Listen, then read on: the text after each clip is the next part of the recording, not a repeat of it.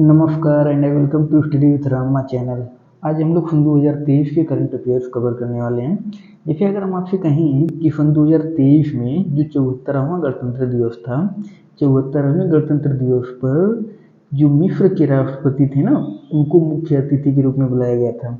तो ये आपको पता होना चाहिए कि जो 74वां गणतंत्र दिवस था सन 2023 में, उस पर मुख्य अतिथि के रूप में किसे बुलाया गया था। तो अब्दुल फतेह अल सीसी को मुख्य अतिथि के रूप में बुलाया गया था। अगर हम बात करें कि सर्वश्रेष्ठ झांकी किसे घोषित किया गया था, जो 74वां गणतंत्र दिवस था उस पर जो सर्वश्रेष्ठ झांकी थी ना, उसे घोषित किया गया था मानव खंड पर आधारित उत्तराखंड की झांकी, यानी कि उत्तराखंड की झांकी को सर्वश्रेष्ठ झांकी के रूप में चुना गया था। अब अगर हम आपसे कहें कि जो अभी लॉन्च हुआ है ना चंद्रयान 3 जो भी लॉन्च किया गया है, जिसकी सॉफ्ट लैंडिंग अभी हुई है ना, अगर हम आपसे कहें कि ये कब पहुंचा है, 23 अगस्त को, तो ये आपको पता होना चाहिए कि 23 अगस्त को पहुंचा है। और देखिए, इसका जो लैंडर था ना, उसके लैंडर का नाम क्या था, विक्रम। विक्रम साराभाई के नाम पर रखा गया है, विक्रम। और जो इसका ना रोवर उसका नाम रखा गया है प्रज्ञान। अब याद कैसे होगा कि जो रोवर था उसका नाम प्रज्ञान था। तो देखिए, याद ऐसे कर लीजिए कि जो रोवर है ना, वो निकल करके उसकी चंद्रमा की सतह पे चलेगा, यानी कि क्या करेगा, ज्ञान अर्जित करेगा। कहने मतलब कि चंद्रमा पर रोवर ही तो ढूंढेगा जगह जगह जा करके, तो यानी कि ज्ञान अर्जित करने का काम कौन करेगा, जो रोवर है, तो ज्ञान अर्जित करने का काम करेगा। इसलिए रोवर का नाम क्या है, प्रज्ञान। ऐसे आप याद कर लीजिए। अगर हम आपसे कहें कि गगनयान अभी 2024 में इसको लॉन्च करने का लक्ष्य रखा गया है। भारत का पहला मानव युक्त अंतरिक्ष कार्यक्रम है, ठीक है, गगनयान। तो गगनयान 2024। और देखिए, शुक्रयान फर्स्ट, ये भी 2024 है। शुक्र के वायुमंडल का अध्ययन करने के लिए शुक्रयान फर्स्ट, ये भी 2024 है। मंगलयान 2, ये भी 2024 रखा गया है। तो मंगलयान 2 मंगल ग्रह हेतु भारत का दूसरा इंटरसेप्टिंग मिशन है, मंगलयान 2 2024। आदित्य एल1 सन 2023 ये तो लॉन्च किया जा चुका है। ये भी आपको पता होना चाहिए कि जो आदित्य एल1 है ना, आदित्य एल1 यानी कि आदित्य एल1 का मतलब क्या है, ये सूर्य की जाकर के ना, मतलब सूर्य के करीब में एकदम नहीं पहुंचेगा, यानी कि जितनी सूर्य से दूरी है ना, उसका 1% ही दूरी मात्र कवर करेगा। यहाँ से पृथ्वी जितनी दूरी है, मतलब लगभग 14 करोड़ 98 लाख किलोमीटर है ना सूर्य से पृथ्वी की दूरी। 14 करोड़ 98 लाख किलोमीटर में से ये मतलब 1/2% दूरी उतना कवर करेगा। तो ये है आपका आदित्य एल1। क्या चीज़ है, जो एल1 इसमें दिया है ना, ये एक ऐसा पॉइंट है जहाँ पर जब छोड़ा जाता है ना इसको, तो वो जो सूर्य का गुरुत्वाकर्षण है और पृथ्वी का गुरुत्वाकर्षण के बीच में जाकर के इसी एल1 पॉइंट पर रुक जाता है। ये एक ऐसा पॉइंट है ना कि जैसे उसको छोड़ा गया, तो वो एक ऐसा पॉइंट है, मतलब सूर्य और पृथ्वी के बीच में ऐसी जगह है एक, कि जहाँ पे वो जाकर के ना, पृथ्वी का जो गुरुत्वाकर्षण है वहाँ पे जाके, मतलब और सूर्य का गुरुत्वाकर्षण दोनों बीच में वो जाकर के रुक जाएगा, तो वहीं पे मतलब आसानी होगी वहाँ से, मतलब सूर्य की निगरानी करने में। तो एक 11 पॉइंट है, इसी के नाम पे इसका 11 नाम रख दिया गया कि आदित्य 11 पॉइंट पे उसको मतलब एक तरह से स्थापित किया जाएगा। अब देखिए, ये है आपका निसार 2024 में इसको भी मतलब लॉन्च करने की तिथि है। पृथ्वी की निगरानी हेतु नासा एवं इसरो की संयुक्त मिशन है। निसार बहुत इंपॉर्टेंट मिशन है, निसार वाला। तो 2024 में इसको लॉन्च किया जाएगा, पृथ्वी की निगरानी हेतु नासा का और इसरो का संयुक्त मिशन है, निसार वाला। ये देख लीजिए। अब देखिए, यहाँ पे आ जाइए, ये अगर हम आपसे बात करें कि जनसंख्या, तो अभी 2021 करोड़ जो 121 करोड़ जो है ये देता है ना, ये 2011 की जनगणना के अनुसार है, यानी 2011 की जनगणना के अनुसार 121 करोड़ है। लेकिन अब प्रेजेंट टाइम में तो लगभग 140 करोड़ आबादी हो गई है। तो अगर हम बात करें विश्व की जनसंख्या का कुल कितना प्रतिशत है, तो 17.5%। यहाँ से देख लीजिए कि विश्व की जनसंख्या का भारत में 17.5% है। अगर हम बात करें दस की वृद्धि, तो 17.7% दस की वृद्धि है। और जनसंख्या घनत्व तो कितना है, 382 व्यक्ति प्रति वर्ग किलोमीटर, यानी कि 1 किलोमीटर के दायरे में 382 लोग रहते हैं। तो 382 व्यक्ति प्रति वर्ग किलोमीटर ये आपका जनसंख्या घनत्व है। अगर हम बात करें लिंगानुपात की, तो लिंगानुपात 943, यानी कि 943 महिलाएं हैं 1000 पुरुष पे, यानी कि 1000 पुरुष हैं तो 943 ही महिलाएं हैं। तो ये आपका है लिंगानुपात। अगर हम बात करें साक्षरता दर, तो यहाँ 73% दे रहा है, लेकिन 74% साक्षरता दर है। तो यहाँ से अब देख लीजिए, साक्षरता दर 74% है भारत की। अब देखिए, अब हम अगर आपसे बात करें यहाँ पे, ये आपसे मतलब क्वेश्चन पूछते हैं कि तेंदुआ संख्या तो जल्दी नहीं पूछेगा, मतलब 12,852 ये है, एक बार देख लीजिए। लेकिन अगर हम बात करें आपसे कि तेंदुआ किस राज्य में सबसे ज़्यादा है, ये इंपॉर्टेंट क्वेश्चन है कि किस राज्य में तेंदुआ सबसे ज़्यादा है। तो यहाँ से आप देख लीजिए कि सर्वाधिक तेंदुआ वाला राज्य जो है ना वो एमपी है आपका, एमपी मध्य प्रदेश। सबसे ज़्यादा तेंदुआ एमपी में है, मध्य प्रदेश में दूसरे नंबर पे आता है कर्नाटक, फिर महाराष्ट्र। तो ये कभी क्रम आपसे पूछ सकते हैं, तो देख लीजिए कि मध्य प्रदेश के बाद कर्नाटक, कर्नाटक के बाद आता है महाराष्ट्र। तो ये तेंदुओं का हो गया। अब अगर हम बाघ की बात करें तो बाघ देखिए यहाँ पे 29 जो दे रहा है ना, 29, ये 29 नहीं 31 हो गया है। तो बाघों की जो टोटल संख्या है ना प्रेजेंट टाइम में वो 200 बढ़ गई है, 200 बढ़ गए हैं, इस वजह से 31 हो गया है, 31। ठीक है। अब देखिए अगर हम बात करें सर्वाधिक बाघों वाला राज्य, तो सर्वाधिक बाघों वाला राज्य एमपी है, मध्य प्रदेश सबसे ज़्यादा मध्य प्रदेश में है बाघ, उसके बाद कर्नाटक पे दूसरे नंबर पे, फिर उत्तराखंड है। तो कम से कम ये दो तो याद कर लीजिए कि मध्य प्रदेश के बाद कर्नाटक यहाँ पर भी है, मध्य प्रदेश के बाद कर्नाटक यहाँ पर भी है। अब देखिए, अब चलते हैं हम लोग आगे। यहाँ से ये देख लीजिए सुपर कंप्यूटर। तो सुपर कंप्यूटर में पहले पहले जापान का फुगाकू हुआ करता था, लेकिन अब जो है फ्रंटियर, फिर से अमेरिका का फ्रंटियर पहले नंबर पे आ गया है, फुगाकू जो है दूसरे नंबर पे चला गया। तो यहाँ पर फ्रंटियर वाला देख लीजिए, फ्रंटियर। और अगर भारत की बात करें तो भारत के 3 सुपर कंप्यूटर में जो परम सिद्धि है, परम सिद्धि पूरे वाला, यही अभी है पहले नंबर पे। ठीक। अब देखिए, अब आते हैं हम लोग यहाँ पे, जो देखिए देश में कुल वन एवं वृक्षारोपण कितना है, 24.62%। तो ये आप परसेंटेज देख लीजिए यहाँ से कि देश में कुल जो वन है ना और वृक्षारोपण दोनों को मिला दिया जाए तो 24% होता है, मतलब 24.62%। लेकिन अगर देश में कुल वन की केवल हम बात करें कि कुल वनावरण कितना है, तब 21% हो जाता है। ठीक है। तो यहाँ देख लीजिए कि कुल वनारोपण केवल 21% ही है, जब इसमें वृक्षारोपण भी ऐड कर देते हैं तब ये 24% हो जाता है। अच्छा, अब देखिए वनारोपण में वृद्धि, तो ये थोड़ा डीप हो जाएगा, मतलब पीछे फुसफुस में पूछता है, बाकी पेट में इतना डीप तक क्वेश्चन नहीं हो सकता है पूछे, मतलब यूपी डबल एस सी में। तो यूपी डबल एस सी के एग्जाम में इतना इतना ये याद कर लीजिए, ये वाला याद कर लीजिए, और बाकी जो मेन पॉइंट है उसको देख लीजिए। जैसे हम मैंग्रोव वाला देख लीजिए एक बार, मैंग्रोव हो सकता है पूछ दे कि देश में कुल मैंग्रोव वन, तो मैंग्रोव वन ये नहीं, देखिए 4,000 इतना लगभग में आप याद कर लीजिए कि हाँ मोटा मोटा पता रहे कि हाँ इतना इतना है मैंग्रोव वन। और सबसे ज़्यादा मैंग्रोव वन पाए कहाँ जाते हैं, ये इंपॉर्टेंट पॉइंट्स है कि सबसे ज़्यादा मैंग्रोव वन मिलते कहाँ पे हैं। तो देखिए सबसे ज़्यादा जो मैंग्रोव वन है ना वो पश्चिम बंगाल में है, सबसे ज़्यादा मैंग्रोव वन कहाँ पे है, पश्चिम बंगाल में। इसके बाद आता है आपका गुजरात, तो पश्चिम बंगाल, उसके बाद गुजरात, तब आपका अंडमान और निकोबार। लेकिन अगर हम आपसे कह दें कि जो मतलब केंद्र शासित प्रदेश हैं, ये ऐसे भी एक बार क्वेश्चन पूछा जा चुका है कि केंद्र शासित प्रदेशों में सबसे ज़्यादा मैंग्रोव वन कहाँ पे है, तो ये अंडमान और निकोबार हो जाएगा। ठीक। अब देखिए, अब आते हैं हम लोग कि सर्वाधिक वन, तो सर्वाधिक वन कहाँ पे है, सर्वाधिक वन मध्य प्रदेश में है, ये तो पता ही होगा कि सर्वाधिक वन कहाँ पे है, मध्य प्रदेश में।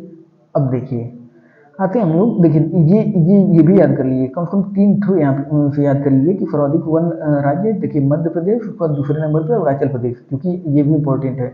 मध्य प्रदेश के बाद वो दूसरे नंबर पूछेंगे कि दूसरे नंबर पे तो अरुणाचल प्रदेश हो जाएगा, तीसरे नंबर पे छत्तीसगढ़। तो तीसरे नंबर पे कौन सा है, छत्तीसगढ़। अब अगर हम बात करें कि सबसे कम वन वाले राज्य, सबसे कम वन कहाँ पे है, हरियाणा, हरियाणा के बाद पंजाब, फिर गोवा।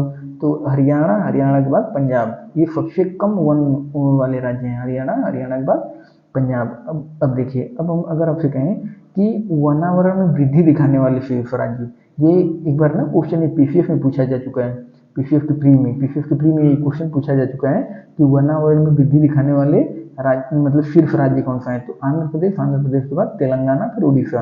तो आंध्र प्रदेश यहाँ से याद कर लीजिए, आंध्र प्रदेश वाला ही पूछा गया था। तो सबसे ज़्यादा कौन सा है वनावरण में वृद्धि दिखाने वाला राज्य, आंध्र प्रदेश है।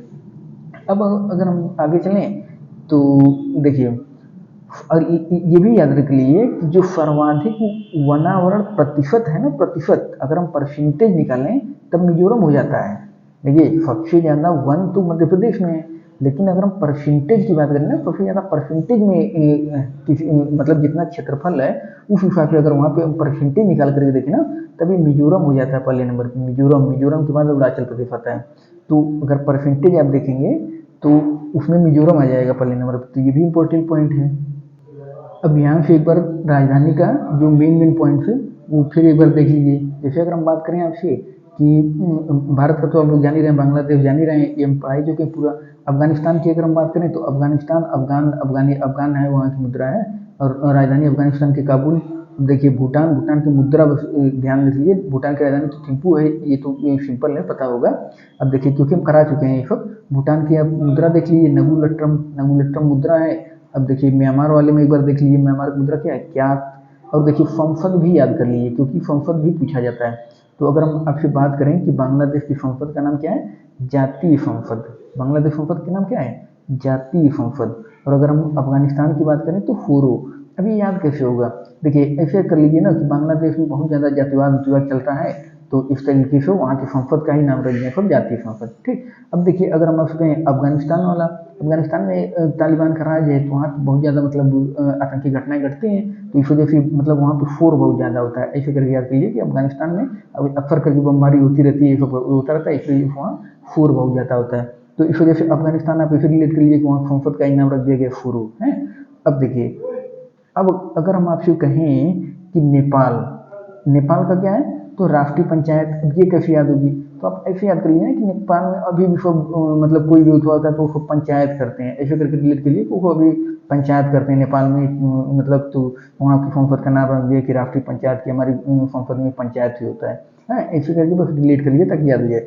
अब देखिए, अब आते हैं हम लोग म्यांमार की मुद्रा क्या है, क्या। और चाइना की रेनमिनबी, हम बताए थे ना, रेनमिनबी या फिर अगर युआन कहीं दे रहा है तो वो भी सही है, नहीं तो रेनमिनबी तो है ही, रेनमिनबी ही आप याद कर लीजिए। ये चाइना की आपकी, जो वहाँ की जो संसद है ना चाइना की, उसका नाम रखा गया पीपुल्स कांग्रेस चाइना संसद का नाम है। और देखो देखिए मालदीव की राजधानी, और ये तो हम बता ही चुके हैं मुद्रा की, माल्य है, रुपया मजलिस। तो मालदीव मजलिस, ये आपके याद कर लीजिए यहाँ की मालदीव की संसद का नाम। अगर रशिया की हम बात करें तो पीपुल्स कांग्रेस अभी अब देखे थे ना ऊपर, पीपुल्स कांग्रेस, ये चीन है पीपुल्स कांग्रेस। यहाँ पे देखिए ये आपका रूस है, इसका भी पीपुल्स कांग्रेस संसद का नाम। अब देखिए सऊदी अरब मजलिस अल फूरा सऊदी अरब। तो अगर याद हो जाए सऊदी अरब का तो ठीक है, क्योंकि थोड़ा कठिन हो जाता है तो न याद हो तो फिर ये सऊदी अरब वाला चलेगा, लेकिन एक बार देख लीजिए मजलिस अल फूरा। अर्जेंटीना आप देख लीजिए कि अर्जेंटीना की जो मुद्रा है वो है अर्जेंटीना पेसो। एक चीज़ बताएं, देखिए जो आपका दक्षिणी अमेरिका के देश है ना, उनमें ज़्यादातर में दक्षिणी अमेरिका के देशों में आपकी पेसो चलती है। यानी कि अगर कभी दे आपको कुछ भी ना पता रहे और आपको ये पता चल जाए कि हाँ ये तो दक्षिणी अमेरिका का देश है, बाकी अदर कंटिनेंट के अगर देश हैं, और पेसो आपसे पूछ रहा है पेसो किस देश की मुद्रा है, तो आप फिर मार दीजिए इसको, जो भी दक्षिणी अमेरिका का देश है। क्यों, क्योंकि पेसो अदर जगह कहीं नहीं चलती है, ज़्यादातर जो है वो दक्षिणी अमेरिका में है। जैसे डॉलर आप देखिए उत्तरी अमेरिका में है, कुछ और देश हैं। जैसे अगर यूरो आपसे हम कहें तो यूरोपियन यूनियन के जो 20 देश है ना, मतलब यूरोपियन यूनियन के 27 देशों में से 20 देश जो हैं वो यूरो को अपने मतलब करेंसी मानते हैं, 27 में से 20 देश। तो इसलिए अगर यूरोपियन यूनियन के देशों में से कोई देश है या फिर यूरोप का ही कोई देश है, और चारों ऑप्शन में देश अलग अलग कंटिनेंट के हैं, एक देश कोई मतलब आपको यूरोप का मिल जा रहा है, तो फिर क्या आप किससे चले जाएंगे। आपको नहीं भी पता हो और पूछ रहे हो कि यूरोप किस देश में मुद्रा है, आपको मान लीजिए ना भी पता हो, तो तभी आप यूरोप का कोई देश है आप उसी से चले जाइए, क्योंकि यूरो अदर कहीं नहीं चलती है, वहीं मतलब यूरोप में ही है। तो इस वजह से आप मतलब ना भी पता हो तभी आप मार दीजिए, अगर चारों में से 3 ऑप्शन अदर कंटिनेंट के हैं तो इस वजह से आप देख लिए। जैसे आपसे हम कहें कि जो दिरहम है ना, दिरहम या फिर रियाल, तो ये आप देखिए तो जो मुस्लिम कंट्री हैं ज़्यादातर वहाँ पे दिरहम चलती है, रियाल चलती है। तो अगर आप इसे कॉमन सेंस लगा के भी करना चाहें मुद्रा वाला, तो आप ऐसे कर सकते हैं। अगर ये न भी याद हो तो कि जो जैसे अब कतर उत्तर हो गया, चाहे देखिए ईरान हो गया, तो ईरान में रियाल चलती है, तो इस तरीके से जो मुस्लिम देश है ना, वहाँ पे आपको दिरहम रियाल वाल देखने को मिलेंगे मुस्लिम कंट्रीज में। तो ऐसे करके आप कॉमन सेंस लगा के मार सकते हैं। ठीक। अब देखिए अगर ये न याद हो तो अब देखिए यूक्रेन की अगर बात करें तो यूक्रेनियन रिवनिया, मतलब ये है यूक्रेन की मुद्रा, अगर याद हो जाए तो, क्योंकि यूक्रेन बहुत ज़्यादा चर्चा में है ना, तो फिर इसको एक बार देख लीजिए यूक्रेन वाली मुद्रा। देखिए इंडोनेशिया की राजधानी आपको बताइए, नूसंतारा कर रहे हैं सब इंडोनेशिया की, जो कि वहाँ पे बोर्नियो द्वीप पे हो जाएगी है। अब अगर हम आपसे कहें कि नीदरलैंड नीदरलैंड ये है आपका नीदरलैंड। नीदरलैंड की मुद्रा क्या है, गिल्डर गिल्डर या फिर यूरो यूरो। तो नीदरलैंड आप देख लीजिए इसकी मुद्रा यूरो। अब देखिए नीदरलैंड की राजधानी क्या है, एम्स्टर्डम। अभी हम करवाएंगे इसको यूरोप वाला, ठीक है। तो नीदरलैंड की कैपिटल क्या है, एम्स्टर्डम। अब देखिए क्यूबा, क्यूबा अभी बताएं ना, ये क्यूबा जो कि आपका इसके कैरिबियाई जो देश हैं उसके आसपास के जो है ना क्यूबा हुआ, तो यहाँ पे ये पेफो चलता है। अभी हम बताएं ना कि जो मतलब दक्षिणी अमेरिका के देश हैं, दक्षिणी अमेरिका या फिर कुछ उत्तरी अमेरिका के भी हैं, जैसे एक आध तो जैसे मैक्सिको की अगर हम बात करें तो मैक्सिको का है, मैक्सिकन पेफो चलता है मैक्सिको में। ये मैक्सिको वाला पूछा जा चुका है किसी एग्जाम में कि मैक्सिको की मुद्रा क्या है, मतलब अगर पेट में ही पूछा गया था तो मैक्सिको की मैक्सिकन पेफो। तो उत्तरी अमेरिका दक्षिणी अमेरिका में से ही पेफो चलते हैं, ठीक है। तो इस तरीके से आप कर लीजिए कि क्यूबा क्यूबा मैक्सिकन पेफो, क्योंकि उत्तरी अमेरिका दक्षिणी अमेरिका में ही ज़्यादातर पेफो देखने को मिलेगा। अब देखिए अगर हम बात करें आपकी ये वाला याद कर लीजिए इसको, डेनमार्क की राजधानी कोपेनहेगन देख लीजिए एक बार, अगर मुद्रा याद हो जाए ठीक है ना, तो राजधानी याद कीजिए डेनमार्क की कोपेनहेगन। इटली की रोम है, इसको हम यूरोप का भी करवाएंगे। अब देखिए अगर हम बात करें आपसे मिस्र की, तो मिस्र की राजधानी काहिरा। अब पाउंड चलता है, थोड़ा कठिन हो जाएगा, अगर याद हो जाए तो ठीक है। इनको देख लीजिए एक बार, इनको अब्दुल फतेह अल सीसी, ये मतलब राष्ट्राध्यक्ष आए थे जो कि अभी ऊपर पहले करवाई हैं। अब देखिए फ्रांस वाली, फ्रांस की जो है ना मुद्रा, ये है आपका फ्रांस, फ्रांस ये है आपका फ्रांस। फ्रांस की राजधानी क्या है, पेरिस। फ्रांस की कैपिटल क्या है, पेरिस। अब देखिए फ्रांस की जो मुद्रा है ना, फ्रांस में यूरो भी चलता है, और जो CFC फ्रैंक है, फ्रैंक ये भी है फ्रांस की मुद्रा। तो अगर हम बात करें फ्रांस की, तो फ्रांस में यूरो भी चलता है, क्योंकि ये फ्रांस जो है ना यूरोपियन यूनियन का सदस्य है। तो जो यूरोपियन यूनियन के सदस्य देश हैं 27 में से 20 देशों में यूरो चलता है, तो फ्रांस में भी यूरो भी चलता है, लेकिन CFC फ्रैंक भी वहाँ की है मुद्रा, ठीक। तो दोनों आप याद कर लीजिए फ्रांस की। देखिए जर्मनी, ये सब बताए ना कि यूरोपियन यूनियन वाले जो, तो यूरो सब अपना लिए। जर्मनी जर्मनी की मुद्रा क्या है, यूरो। राजधानी में देख लीजिए जर्मनी की, बर्लिन बर्लिन। अब देखिए अब अगर हम बात करें आपसे इसराइल इसराइल इसराइल की हम करवा चुके हैं ना मुद्रा, न्यू शिकिल। इसराइल की राजधानी यरूशलेम, ये हम करवा चुके हैं। और न्यू शिकिल क्या है, मुद्रा। इसराइल की मुद्रा क्या है, न्यू शिकिल। और इसकी देखिए संसद याद कर लीजिए, क्योंकि इसराइल की संसद का नाम द नेशेट, ये इंपॉर्टेंट है, ये पूछा गया एग्जामों में।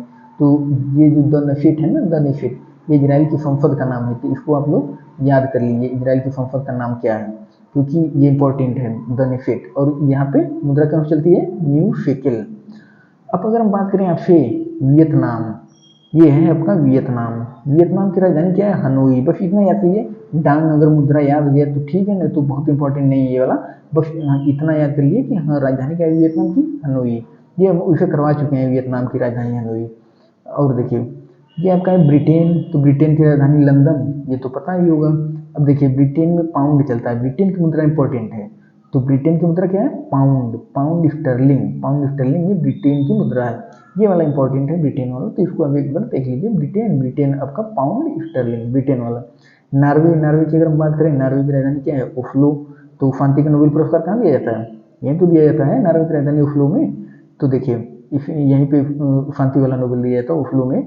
तो आपका देखिए ये है स्टार्टिंग, यहाँ की जो संसद है ना नॉर्वे की, तो नॉर्वे की संसद का नाम स्टार्टिंग है। ये एक बार ध्यान दे लीजिए स्टार्टिंग, क्योंकि कभी पूछा जा सकता है इसको, नॉर्वे वाली, तो स्टार्टिंग। बाकी यहाँ की राजधानी क्या है, राजधानी नॉर्वे की ओस्लो। अब यहाँ से कुछ इंपॉर्टेंट पॉइंट देखते चलिए। जैसे अगर हम ये वाला कहें कि विश्व का सबसे लंबा रेलवे प्लेटफॉर्म, विश्व का सबसे लंबा रेलवे प्लेटफॉर्म कौन सा है, Hubli railway platform. Hubli Hubli railway platform Karnataka. पहले गोरखपुर हुआ करता था, गोरखपुर था पहले, लेकिन अब गोरखपुर नहीं रहा, अब गोरखपुर से भी बड़ा बन चुका है। तो ये कर्नाटक में है, हुबली हुबली रेलवे प्लेटफॉर्म। तो इसको आप देख लीजिए, कर्नाटक विश्व का सबसे लंबा रेलवे प्लेटफॉर्म। अगर हम आपसे बात करें कि देखिए क्षेत्रीय भाषा में निर्णय प्रकाशित करने वाला पहला हाई कोर्ट, क्षेत्रीय भाषा में, तो क्षेत्रीय भाषा में निर्णय प्रकाशित करने वाला पहला हाई कोर्ट है केरल। और अगर हम बात करें कि ग्रीन बॉन्ड जारी करने वाला पहला नगर निकाय इंदौर हो जाएगा, ग्रीन बॉन्ड जारी करने वाला। ये देखिए ये वाला कम से कम ये तो आप याद रखिएगा ही कि विश्व का सबसे लंबा प्लेटफॉर्म ये हो गया। और देखिए ये क्षेत्रीय भाषा वाला भी इंपॉर्टेंट है, केरल केरल, इसको देख लीजिएगा। देखिए ये अगर हम आपसे कहें कि देश का नंबर 1 पुलिस स्टेशन, देश का नंबर 1 पुलिस स्टेशन कौन सा है? अफका थाना। अफका थाना ये गंजाम जिला है, गंजाम जिला उड़ीसा। ये है आपका देश का नंबर 1 पुलिस स्टेशन। देश का नंबर 1 पुलिस स्टेशन कौन सा है? अफका थाना। बहुत ज़्यादा चर्चा में था ये अफका थाना। तो गंजाम जिला उड़ीसा। इसको आप देख लीजिए। देखिए, धूम्रपान पर प्रतिबंध लगाने वाला, धूम्रपान पर प्रतिबंध लगाने वाला दुनिया का पहला देश, धूम्रपान पर प्रतिबंध लगाने वाला दुनिया का पहला देश, धूम्रपान पर प्रतिबंध लगाने वाला दुनिया का पहला देश है न्यूजीलैंड। ये इंपॉर्टेंट पॉइंट है, इसको देख लीजिए, ठीक है। धूम्रपान पर न्यूजीलैंड। देखिए, भारत का पहला गोल्ड एटीएम, भारत का पहला गोल्ड एटीएम हैदराबाद। इसको आप देख लीजिएगा, भारत का पहला गोल्ड एटीएम स्थापित किया गया है हैदराबाद में। तो ये इंपॉर्टेंट पॉइंट है। अब देखिए, भारत का पहला मल्टी मॉडल लॉजिस्टिक पार्क, ये पॉइंट इंपॉर्टेंट है, मल्टी मॉडल। तो भारत का पहला मल्टी मॉडल लॉजिस्टिक पार्क जो है ना, वो तमिलनाडु। इसको आप लोग मतलब ध्यान दे लीजिएगा थोड़ा सा। भारत का पहला multi modal logistic park Tamil Nadu. Gold ATM भी इंपॉर्टेंट है हैदराबाद, एक बार इसको देख लीजिएगा, हैदराबाद। अब देखिए, अब आते हैं हम लोग यहाँ पे, अपना जलवायु परिवर्तन मिशन शुरू करने वाला पहला राज्य कौन सा राज्य है भारत का जिसने अपना जलवायु परिवर्तन मिशन शुरू किया है? ये है आपका तमिलनाडु। तमिलनाडु ने अपना जलवायु परिवर्तन मिशन शुरू किया है। तो ये इंपॉर्टेंट है, ये तमिलनाडु वाला, इसको आप देख लीजिएगा। अब देखिए, अब चलते हैं हम लोग कि दक्षिण भारत की पहली वंदे भारत एक्सप्रेस, दक्षिण भारत की पहली वंदे भारत एक्सप्रेस, ये आपका चेन्नई से बेंगलुरु कहाँ चली है? जो अगर हम बात करें कि साउथ में, तो दक्षिण भारत की जो पहली वंदे भारत एक्सप्रेस है ना, वो चेन्नई से बेंगलुरु चली है। तो एक बार देख लीजिएगा, अगर याद हो जाए तो ठीक है, नहीं तो ये कोई बहुत, लेकिन पूछा जा सकता है, फिर भी इंपॉर्टेंट है। तो दक्षिण भारत की पहली वंदे भारत एक्सप्रेस चेन्नई से बेंगलुरु। अब आते हैं हम लोग यहाँ पे कि 100% हर घर जल, 100% हर घर जल, 100% हर घर जल घोषित राज्य, ये आपका गुजरात, ठीक है। 100% हर घर जल घोषित राज्य कौन सा है? गुजरात हो जाएगा। भारत का पहला सौर ऊर्जा संचालित गांव, भारत का पहला सौर ऊर्जा संचालित गांव कौन सा है? मोढेरा। मोढेरा आपका गुजरात में पड़ता है, मोढेरा, ठीक है। तो ये इंपॉर्टेंट पॉइंट है, भारत का पहला सौर ऊर्जा संचालित गांव कौन सा है? मोढेरा। मोढेरा गुजरात हो जाएगा, ठीक है। अब आते हैं हम लोग यहाँ पे, जैसे अगर हम आपसे कहें कि हर घर आरओ जल, हर घर आरओ जल वाला पहला गांव कौन सा है? ये है आपका भरतौल गांव, उत्तर प्रदेश। भरतौल गांव है उत्तर प्रदेश में, यहाँ पे हर घर जल जो है ना, आरओ वाला है, हर घर जल। तो हर घर आरओ जल वाला गांव कौन सा है? भरतौल गांव, उत्तर प्रदेश का। अब आते हैं हम लोग यहाँ पे, देश का सबसे बड़ा रबर डैम कहाँ बनाया गया है? बिहार में, बिहार के गया में, ठीक है। देश का ये रबर डैम बनाया गया है बिहार में, बिहार में गया में। तो ये इंपॉर्टेंट पॉइंट्स है, इसको देख लीजिएगा। अब आते हैं हम लोग कि ये है आपका भारत का पहला स्वदेश निर्मित विमान वाहक पोत, आईएनएस विक्रांत। आईएनएस विक्रांत बहुत ज़्यादा चर्चा में था ना, तो इस वजह से इसको तो आप लोग याद रखिए कि भारत का पहला स्वदेश निर्मित विमान वाहक पोत कौन सा है? आईएनएस विक्रांत। कौन सा? आईएनएस विक्रांत। ये इंपॉर्टेंट पॉइंट है आपका। देखिए, अपनी खुद की इंटरनेट सुविधा वाला पहला राज्य, केरल ने ना अपना खुद का इंटरनेट सुविधा लॉन्च किया है। तो ये भी इंपॉर्टेंट पॉइंट है, पूछा जा सकता है आपसे कि अपनी खुद की इंटरनेट सुविधा वाला पहला राज्य कौन सा है? केरल, ठीक है। अगर हम आपसे कहें कि भारत की पहली बालिका पंचायत का गठन कहाँ पे किया गया है? भारत की पहली बालिका पंचायत, ये है आपका गुजरात हो जाएगा, ठीक है। भारत की पहली बालिका पंचायत गुजरात, इसको आप देख लीजिएगा।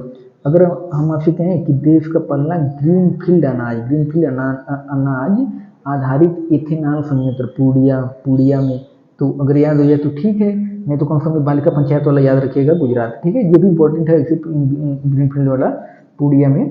अगर हम बात करें आपका कि हर गांव में पुस्तकालय वाला देश का पहला जिला कौन सा है? जामताड़ा जिला, झारखंड। ये बहुत इंपॉर्टेंट क्वेश्चन है, ठीक है। ये वाला जो है ना, ये बहुत इंपॉर्टेंट क्वेश्चन है, जामताड़ा। तो इसको आप याद कर लीजिएगा जरूर कि अगर हम आपसे कहें कि हर गांव में पुस्तकालय वाला देश का पहला जिला, हर गांव में, तो ये है आपका जामताड़ा, झारखंड। जामताड़ा, झारखंड। अगर हम आपसे बात करें कि भारत का पहला अमृत सरोवर, ये क्वेश्चन पता है, ये पूछा जा चुका है क्वेश्चन किसी एग्जाम में। हमें याद है, पता नहीं पीसीएस में पूछा गया था, प्री में, या फिर किसी एग्जाम में इसको पूछा गया था कि भारत का पहला अमृत सरोवर कहाँ पे है? तो ये रामपुर उत्तर प्रदेश, ठीक है। भारत का पहला अमृत सरोवर बनाया गया रामपुर में, उत्तर प्रदेश। रामपुर जो है ना जिला है, रामपुर एक जिला है उत्तर प्रदेश में, तो यहीं पे भारत का पहला अमृत सरोवर बनाया गया। रामपुर एक कोई गांव नहीं है, रामपुर जिला है रामपुर, ठीक है। यहीं का तो है वो क्या नाम है, आजम खां, रामपुर के ही। तो ये है आपका, देखिए भारत का पहला अमृत सरोवर रामपुर उत्तर प्रदेश। अब देखिए जंगली जानवरों को कानूनी अधिकार देने वाला पहला देश कौन सा है? इक्वाडोर। जंगली जानवरों को कानूनी अधिकार देने वाला पहला देश कौन सा है? इक्वाडोर। ये इंपॉर्टेंट पॉइंट है, इक्वाडोर, इसको याद कर लीजिएगा। जो कि जंगली जानवरों को भी कानूनी अधिकार दिया है, इक्वाडोर। ये इंपॉर्टेंट पॉइंट है, इसको देख लीजिएगा। अब देखिए आते हैं हम लोग यहाँ पे, ये है भारत की पहली कागज रहित राज्य विधानसभा। भारत की पहली कागज रहित राज्य विधानसभा नागालैंड। अब देखिए ये आपका भारत का पहला वर्ल्ड पीस सेंटर, भारत का पहला world peace centre Gurugram Haryana में, ठीक है। भारत का पहला वर्ल्ड पीस सेंटर कहाँ बनाया गया? भारत का पहला world peace centre Gurugram Haryana. अब देखिए इसमें से ये वाला ना, जैसे कुछ ऐसे पॉइंट्स हैं जो अमृत सरोवर वाला जैसे हुआ, अमृत सरोवर वाला ये बहुत इंपॉर्टेंट पॉइंट है, अमृत सरोवर वाला। तो जैसे अगर ये जंगली जानवरों को कानूनी अधिकार इक्वाडोर वाला, इसको ध्यान दे लीजिएगा, ये इंपॉर्टेंट है, ठीक है। मतलब जो ज़्यादा इंपॉर्टेंट है। अगर हम आपसे बात करें कि मतलब कोविड-19 डीएनए वैक्सीन लगाने वाला पहला देश कौन सा था? भारत, ठीक है। कोविड-19 डीएनए वैक्सीन। देखिए विश्व का सबसे बड़ा इग्लू कैफे, तो ये वाला इंपॉर्टेंट है थोड़ा, कभी आपसे पूछ सकते हैं विश्व का सबसे बड़ा इग्लू कैफे कहाँ पे है? जम्मू कश्मीर में, ठीक है। विश्व का सबसे बड़ा इग्लू कैफे जम्मू कश्मीर। भारत का पहला जल मेट्रो परियोजना वाला शहर कौन सा है? कोच्चि केरल, ठीक है। भारत का पहला जल मेट्रो परियोजना वाला शहर कोच्चि केरल हो जाएगा। अब देखिए, अब आते हैं हम लोग कि भारत के पहले निजी तौर पर निर्मित क्रायोजेनिक रॉकेट, उसका नाम है धवन फर्स्ट। नाम क्या है? धवन फर्स्ट। तो इसको आप याद कर लीजिएगा कि भारत के पहले निजी तौर पर निर्मित क्रायोजेनिक रॉकेट कौन सा है? धवन फर्स्ट। अब अगर हम आपसे कहें कि भारत का पहला सैनिटरी नैपकिन मुक्त गांव, ये कौन सा है? कुंबलांगी गांव, केरल। ये इंपॉर्टेंट पॉइंट है, इसको आप लोग याद रख लीजिएगा क्योंकि ये पूछा जा सकता है कभी। भारत का पहला सैनिटरी नैपकिन मुक्त गांव कौन सा है? कुंबलांगी केरल। अब देखिए ये है आपका कि भारत का पहला एलपीजी सक्षम और धूम्रपान मुक्त राज्य। मतलब सोचिए कितना बड़ी बात है कि भारत का पहला एलपीजी सक्षम और धूम्रपान मुक्त राज्य। धूम्रपान मुक्त भी है हिमाचल प्रदेश, ये अपने आप में बड़ी बात है कि धूम्रपान मुक्त भी है। कौन सा है? हिमाचल प्रदेश। और भारत का पहला एलपीजी सक्षम भी है और धूम्रपान मुक्त कौन सा? हिमाचल प्रदेश। अब देखिए, अब चलते हैं हम लोग, ये वाला पॉइंट देख लीजिए एक बार कि देखिए देश की पहली मोबाइल हनी प्रोसेसिंग वैन, ये है आपका सिरोरा गांव गाजियाबाद। अब देखिए ओडिशा का पहला बाल विवाह मुक्त जिला, मतलब ओडिशा का पहला मतलब कौन सा जिला है जो कि बाल विवाह मुक्त है? यह है गंजाम जिला ओडिशा। अगर याद हो जाए ये तो ठीक है, नहीं तो जो मेन पॉइंट्स है और भी वो कम से कम एकदम ध्यान दीजिएगा। जैसे अब ये आपको बता रहे हैं, जैसे देखिए भांग की खेती को वैध घोषित करने वाला पहला राज्य, ये थोड़ा सा इंपॉर्टेंट है, इसको एक बार देख लीजिए कि भांग की खेती को किस राज्य ने मतलब वैध घोषित कर दिया? हिमाचल प्रदेश। बाकी देखिए दालचीनी की खेती शुरू करने वाला पहला राज्य, ये है आपका हिमाचल प्रदेश। दालचीनी की खेती हिमाचल प्रदेश। भारत का पहला डुडांग संरक्षण रिजर्व, ये इंपॉर्टेंट है। देखिए भारत का पहला डुडांग संरक्षण रिजर्व तमिलनाडु, ठीक है। डुडांग संरक्षण रिजर्व तमिलनाडु। देखिए ई कैबिनेट प्रणाली लागू करने वाला पहला राज्य हिमाचल प्रदेश हो जाएगा। ई कैबिनेट प्रणाली हिमाचल प्रदेश। देखिए ये है आपका मोस्ट इंपॉर्टेंट, जैसे भारत का पहला ग्राफीन नवाचार केंद्र, या फिर पूछा जा सकता है भारत का पहला ग्राफीन नवाचार केंद्र केरल। ये इंपॉर्टेंट पॉइंट्स है, तो इसको आप जरूर ध्यान रखिएगा। भारत का पहला ग्राफीन नवाचार केंद्र केरल, ठीक है। देखिए भारत का पहला ओपन रॉक संग्रहालय हैदराबाद तमिलनाडु। एक बार देख लीजिए ये भी, लेकिन ग्राफीन वाला तो याद रखिएगा, ग्राफीन वाला बहुत इंपॉर्टेंट है। ठीक है, देखिए भारत का पहला कागज रहित उच्च न्यायालय, भारत का पहला कागज रहित उच्च न्यायालय केरल उच्च न्यायालय। तो कौन सा है? भारत का पहला ओपन राग संग्रहालय, आपको बताएं, भारत का पहला ओपन राग संग्रहालय हैदराबाद तेलंगाना। और भारत का पहला कागज रहित उच्च न्यायालय केरल उच्च न्यायालय। ठीक है, भारत का पहला कागज रहित उच्च न्यायालय कौन सा है? केरल उच्च न्यायालय। तो ये पॉइंट आप याद रखिएगा। अब देखिए, अब ये जो है ना, ये बहुत ही इंपॉर्टेंट पॉइंट है। जैसे देखिए एपेंडिक्स, अगर आपसे हम पूछें कि एपेंडिक्स युद्धाभ्यास किन किन देशों के बीच में होता है, तो आप याद कर लीजिए कि एपेंडिक्स अभी 2023 में हुआ है। तो आपसे पूछें कि एपेंडिक्स 2023 में मतलब किन किन देशों के बीच में हुआ है एपेंडिक्स युद्धाभ्यास, ये है भारत और अफ्रीकी देश। देखिए यहाँ पे AF से आपका अफ्रीका हो जाएगा और IND से इंडिया, तो अफ्रीका और इंडिया, इसके नाम से है अफ्रीका इंडिया। तो ये है भारत और अफ्रीकी देश के बीच में होता है एपेंडिक्स युद्धाभ्यास। तो ये है एपेंडिक्स 2023 में भी हुआ है भारत और अफ्रीकी देशों के बीच में। ये आपका कोंकण भारत यूके, ये इंपॉर्टेंट है। कोंकण एक्सरसाइज भारत और यूके, ये इंपॉर्टेंट पॉइंट्स है कोंकण। फिर उसके बाद आपसे कहें कि कुरुक्षेत्र वाला, तो 13वां गोल्ड कुरुक्षेत्र 2023 में भारत सिंगापुर। तो ये अब इनको ध्यान करिए, क्योंकि युद्धाभ्यास से एक क्वेश्चन पूछा जाता है, इंपॉर्टेंट पॉइंट्स है ये युद्धाभ्यास वाला। तो एपेंडिक्स हो गया आपका ये। अब कोंकण वाला भारत यूके ऐसे करके रिलेट कर लिए ना कि कोंकण मतलब कंकड़ से उठा कर लिए यूके को, कि जो है कुछ ना कुछ अपना ट्रिक बना लीजिए, तभी याद हो जाएगा ये।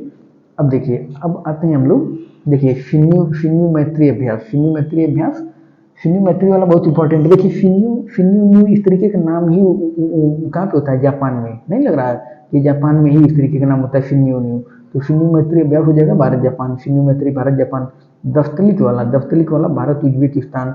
तो भारत उज्बेकिस्तान दस्तलिक, ये थोड़ा हार्ड नहीं लग रहा कि ये जो जैसे उज्बेकिस्तान मुस्लिम कंट्री है इंडिया, तो दस्तलिक कुछ इस तरीके का नाम जा रहा है। तो दस्तलिक आपका हो जाएगा भारत उज्बेकिस्तान। धर्म गार्जियन, ऐसे पकड़ लीजिए कि धर्म को मानने वाले लोग बहुत ज़्यादा इंडिया में भी हैं, जापान में भी हैं। जापान में बहुत ज़्यादा मंदिर हैं, बौद्ध मंदिर बहुत हैं जापान में। तो ऐसे रिलेट कर लीजिए कि धर्म का मतलब बहुत ज़्यादा, मतलब एक तरह से जो मानने वाले लोग हैं वो इंडिया में हैं और यहाँ पे जापान में है। मतलब इस तरीके से कुछ करके अपना कर लीजिए कि धर्म गार्जियन दोनों, भारत और जापान धर्म को मतलब धर्म का गार्जियन मानते हैं, इस तरीके से कर लीजिए। तो धर्म गार्जियन कौन सा हो जाएगा? भारत जापान आपका धर्म गार्जियन। ये इंपॉर्टेंट है, ये युद्धाभ्यास पूछा जाता है। देखिए तर्कस देख लीजिए, भारत अमेरिका तर्कस। ठीक है, भारत अमेरिका तर्कस हो जाएगा। अब देखिए आते हैं हम लोग कि पहला साइक्लोन फर्स्ट, तो भारत और मिस्र के बीच। ये इंपॉर्टेंट है क्योंकि अभी जब मिस्र के राष्ट्रपति आए थे ना, तो उसी समय किया गया था, तो उसी के आसपास। तो भारत और देखिए पहला साइक्लोन फर्स्ट भारत और मिस्र। ठीक है, पहला अभ्यास किया गया, पहला साइक्लोन फर्स्ट भारत मिस्र, अभी जल्दी हुआ है। तो अब आते हैं हम लोग वीर गार्जियन भी भारत जापान। जहाँ पे देखिए गार्जियन लग गया ना, तो भारत और जापान चले जाइए। गार्जियन यहाँ पर भी, गार्जियन यहाँ पर भी है, तो भारत जापान वीर गार्जियन भारत जापान। ठीक है, अब देखिए वरुण अभ्यास भारत और फ्रांस। ये कैसे याद होगा? देखिए वरुण है ना, और यहाँ पे है फ्रांस। तो इसमें भी देखिए कुछ ऐसे करके फ्रांस में इस तरीके का निकला है ना, और वरुण भी थोड़ा सा हट के हो रहा है ना। तो मतलब इसे करके अपना बैठा लीजिए कि वरुण ये भारत फ्रांस हो जाएगा। ठीक है, अब देखिए आते हैं हम लोग अग्नि वॉरियर, क्योंकि एक बार में जल्दी नहीं याद होगा, इसको कई बार जब आप देखेंगे थोड़ा सा तभी याद होगा। युद्धाभ्यास थोड़ा सा कठिन होता है, तो युद्धाभ्यास वाला वरुण वाला भारत फ्रांस हो जाएगा। ये अग्नि वॉरियर भारत सिंगापुर। ठीक है, अग्नि वॉरियर किसके बीच, किन किन देशों के बीच में होता है? भारत और सिंगापुर। ये पुराना है, लेकिन इतना तो जानिए कि अग्नि वॉरियर होता किसके बीच है, क्योंकि ज़्यादातर नमो वही देते हैं, अग्नि वॉरियर पूछ देंगे तो भारत सिंगापुर। ठीक है, ये बस याद कर लिए। अगर हम आपसे कहें कि काजिंद किन किन देशों के बीच में होता है, तो भारत कजाकिस्तान। सूर्य किरण, तो भारत नेपाल सूर्य किरण। ठीक है, देखिए भारत में भी सूर्य भगवान पूजा की जाती है, नेपाल में भी की जाती है। तो इस तरीके से सूर्य किरण, सूर्य का भगवान को ज़्यादा सम्मान भारत में नेपाल में दिया जाता है, इसलिए सूर्य किरण कहाँ हो जाएगा? भारत और नेपाल हो जाएगा। ऐसे करके रिलेट कर लीजिए।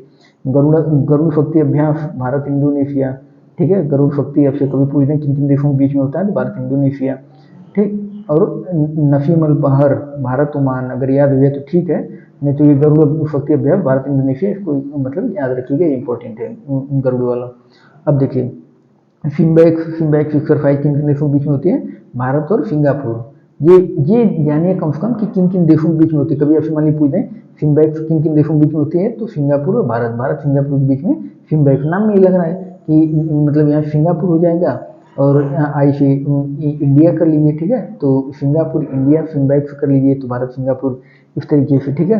गरुड़ वाला गरुड़ अभ्यास भारत फ्रांस, गरुड़ अभ्यास ये जान लीजिए किन किन देशों के बीच में होता है, तो गरुड़ अभ्यास जो है ना वो भारत और फ्रांस के बीच में होता है, गरुड़ युद्धाभ्यास।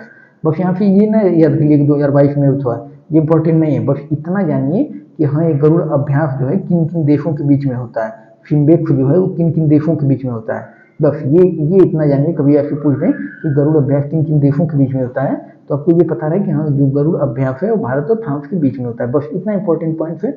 बाकी ये फन कोई बहुत इंपॉर्टेंट नहीं है अभी इसमें कि 2022 का ही पूछेंगे कि किन किन।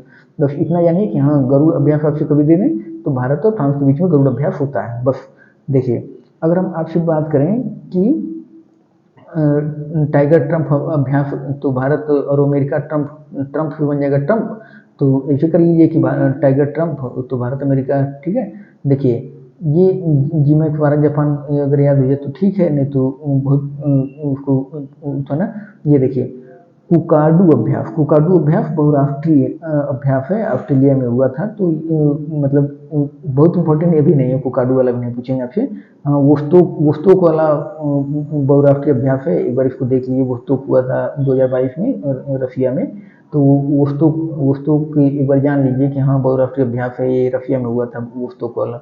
बाकी 2022 में है, तो चूंकि इतना यानी कि वोस्टोक कहाँ पे, तो केवल बहुत इम्पोर्टेंट था, लेकिन ज़्यादा दिन हो गया। लेकिन वोस्टोक होता कहाँ पे, तो मतलब रशिया में बहुराष्ट्रीय सैन्याभ्यास, इतना यानी बहुराष्ट्रीय सैन्याभ्यास वोस्टोक थोड़ा चर्चा में था, ज़्यादा इम्पोर्टेंट था उस समय, पुराना हो गया, मतलब ज़्यादा दिन हो गया, तो होता है इसको न पूछें, लेकिन यानी वोस्टोक, ठीक है।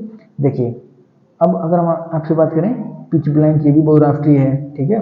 पिच ब्लैंक वाला देखिए उदार शक्ति इंपॉर्टेंट है। उदार शक्ति किन किन देशों के बीच में होता है, भारत और मलेशिया, ये इंपॉर्टेंट पॉइंट है। उदार शक्ति अगर हम आपसे कहें कि किन किन देशों के बीच में होता है उदार शक्ति, भारत और मलेशिया के बीच में होता है उदार शक्ति। तो ये याद रखिए कि किन किन देशों के बीच में उदार शक्ति वाला होता है। उदार शक्ति होता है भारत और मलेशिया के बीच में उदार शक्ति। वज्र प्रहार देखिए ऐसे याद कर लीजिए ना वज्र प्रहार को, कि अगर भारत और अमेरिका मतलब इतने ताकतवर हैं कि मतलब ये किसी भी देश पे अगर अटैक करें तो एकदम वज्र प्रहार करेंगे। मतलब ऐसे करके रिलेट कर लीजिए कि वज्र प्रहार, ठीक है। भारत और अमेरिका अगर मिल जाए तो साथ में, मतलब तो वज्र प्रहार से रिलेट कर लीजिए कि वज्र प्रहार कहाँ हो जाएगा, भारत और अमेरिका वज्र प्रहार, भारत अमेरिका वज्र प्रहार। अगर हम आपसे कहें कि अल नजा भारत ओमान, अगर याद हो जाए तो ठीक है, नहीं तो वज्र प्रहार जानिए किन किन देशों के बीच में होता है, भारत और अमेरिका के बीच में होता है, ठीक है। इतना बस जानिए कि किन किन देशों के बीच में होता है बस। अगर हम आपसे बात करें सी गार्जियन, आपसे पूछ दें कि सी गार्जियन किन किन देशों के बीच में होता है, तो आप बस ये ना देखिए 2022 में कहाँ हुआ था, बहुत वो नहीं, इतना जानिए कि हाँ सी गार्जियन किन किन देशों के बीच में होता है। तो सी गार्जियन जो है, सी गार्जियन युद्धाभ्यास ये भारत और चीन के बीच में होता है। किसके भारत और चीन, भारत और चीन कह रहे हैं, चीन जो सी गार्जियन है ना, सी गार्जियन ये चीन और पाकिस्तान के बीच में होता है। चीन पाकिस्तान, ये भारत नहीं है, ये हम इसको भारत यहाँ ध्यान देंगे। देखिए सी गार्जियन जो है ये चीन के और पाकिस्तान के बीच में होता है। अब ऐसे कर लीजिए ना कि चीन और पाकिस्तान वाले खुद को मतलब सी मतलब होता है सागर, तो सागर का मतलब गार्जियन समझते हैं। ऐसे करके रिलेट कर लिए कि चाइना वाले और पाकिस्तान वाले अपने आप को मतलब सी का गार्जियन समझते हैं, हम गार्जियन है, ऐसे करके रिलेट करिए। तो सी गार्जियन कभी ऐसे पूछ दे कि किन किन देशों के बीच में होता है, तो आप चीन और पाकिस्तान से चले जाएंगे, चीन और पाकिस्तान में सी गार्जियन युद्धाभ्यास। संप्रीति वाला भारत बांग्लादेश ये मतलब पड़ोसी हैं, तो बहुत ज़्यादा प्रीति है इसमें बांग्लादेश और भारत में बहुत अच्छा पड़ता है, तो इसलिए संप्रीति भारत बांग्लादेश है ना। क्योंकि बांग्लादेश मित्र राष्ट्र है इंडिया का, मतलब बहुत अच्छा रिलेशन है, तो इसलिए संप्रीति आप कर लीजिए भारत और बांग्लादेश। अब देखिए, अब चलते हैं हम लोग आगे। ये आपकी जो नई शिक्षा नीति की घोषणा की गई थी ना, इसको एक बार देख लीजिए। सन 2020 की नई शिक्षा नीति जो थी, ये रमेश पोखरियाल निशंक द्वारा नई शिक्षा नीति की घोषणा की गई थी, ठीक है, जो कि मानव संसाधन विकास मंत्री रमेश पोखरियाल निशंक के द्वारा घोषणा की गई थी। तो अगर कभी आपसे पूछ दें कि नई शिक्षा नीति की घोषणा किसके द्वारा की गई थी, तो प्रधानमंत्री जी नहीं, बल्कि रमेश पोखरियाल निशंक जी के द्वारा की गई थी नई शिक्षा नीति की घोषणा, ठीक है। तो यहाँ से ये पॉइंट देख लीजिए। बाकी आपसे पूछ दें कि जो इसरो के मतलब पूर्व प्रमुख रह चुके थे, तो ये इनके द्वारा बनाई गई थी, मतलब ये कस्तूरी रंगन की अध्यक्षता में समिति ने 2019 में उसका के मसौदा तैयार किया था।